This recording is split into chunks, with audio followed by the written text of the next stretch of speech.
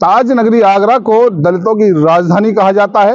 राजनीतिक लिहाज में आगरा को दलित राजधानी के नाम से पहचाना जाता है। बावजूद इसके आगरा से बसपा के हाथ खाली हैं। लोकसभा चुनाव में करारी शिकस्त के बाद बसपा अब मंथन की ओर है, तो वही दलित राजधानी के नाम से पहचाने जाने वाली ताज नगरी आगरा में बसपा के हाथ भी खाली हैं। आगरा में एक दौर ऐसा था जब बसपा को 9 विधानसभा सीटों में से 6 पर जीत मिली थी, और इतना ही नहीं, इसके साथ ही एक सांसद भी थे। लेकिन अब वर्तमान की बात करें तो बसपा की हालत पहले की तुलना में अब खराब हो रही है। यानी कि जो बसपा का जो कोर वोटर है वो शायद बसपा से अब खिसक चुका है, बसपा से छिटक चुका है। वजह क्या है, ये बसपा के राजनीतिक मंथन में सामने आएगा। लेकिन राजनीतिक समझ के हिसाब से अगर हम बात करें तो ये साफ दिख रहा है कि बसपा का जो कोर वोटर है वो अब 3 जगह बढ़ चुका है।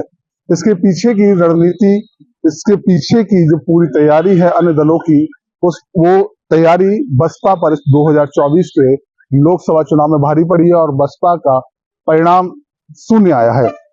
आगरा से बड़ी उम्मीदें रहती हैं बसपा को। ये जो कोर वोट बैंक है बसपा का, उसके आधार पर बसपा अध्यक्ष मायावती उत्तर प्रदेश की 4 बार मुख्यमंत्री चुनी गई। लेकिन अब ऐसा क्या हुआ है जो बसपा का वोटर बसपा से ही अब छिटकता जा रहा है। आगरा की बात करें तो आगरा में एक दौर ऐसा था कि बसपा का दबदबा कायम था। लोकसभा चुनाव में भी बसपा लगातार आगरा लोकसभा सीट पर दूसरे पायदान पर रहती थी और कड़ी टक्कर के साथ चुनाव के परिणाम आते थे। लोकसभा चुनाव हो, निकाय चुनाव हो या विधानसभा चुनाव हो, बसपा लगातार आगरा में ताज नगरी में टक्कर देती थी और फाइट में रहती थी। लेकिन इस बार 2024 के लोकसभा चुनाव में बसपा की कहीं भी फाइट नजर नहीं आई।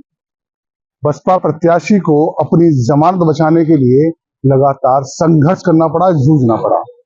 आखिर ऐसी स्थिति बसपा की क्यों बनी, ये बड़ी बात है।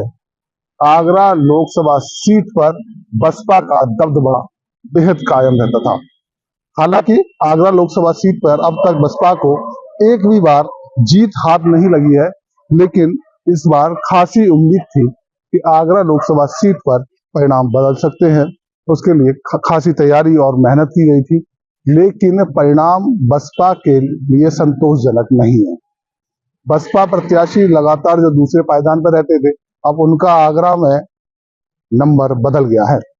इस लोकसभा चुनाव के परिणाम में बसपा अब तीसरे पायदान पर रही। ये बसपा के लिए एक बड़ा संकेत है कि बसपा का जो कोर वोट बैंक है अब शायद वो बसपा से खिसक रहा है, और अन्य दल, अन्य गठबंधन बसपा के वोट बैंक में सेंधमारी करने में सफल रहे हैं। जिस तरह से परिणाम सामने आए हैं, आगरा लोकसभा सीट हो, फतेहपुर सीकरी लोकसभा सीट हो, जिस तरह के परिणाम सामने आए हैं, और बसपा जो दूसरे पायदान पर रहती थी इस बार खिसक कर तीसरे नंबर पर चली गई, और लगातार फाइट देने वाली बसपा इस बार लड़ाई से दूर दिखाई दी।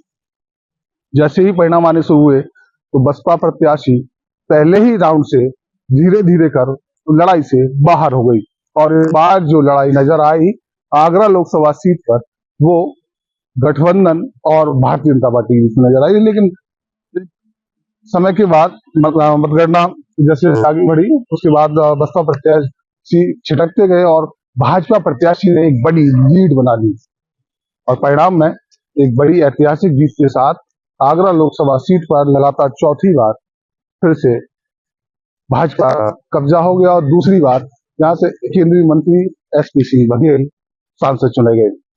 ये बड़ा सवाल इसलिए है कि आगरा को दलितों की राजधानी कहा जाता है। राजनीतिक भाषा में दलित की राजधानी के नाम से ताज नगरी को पहचाना जाता है। बावजूद इसके बसपा की ताज नगरी में ऐसी हालत बसपा के लिए चिंता की बात है, और बसपा सुप्रीमो को इस पर मंथन करना होगा कि आखिर दलितों की राजधानी कही जाने वाली ताज नगरी में बसपा खिसक कर तीसरे पायदान पर क्यों पहुंची। लक्ष्मी शर्मा, आगरा।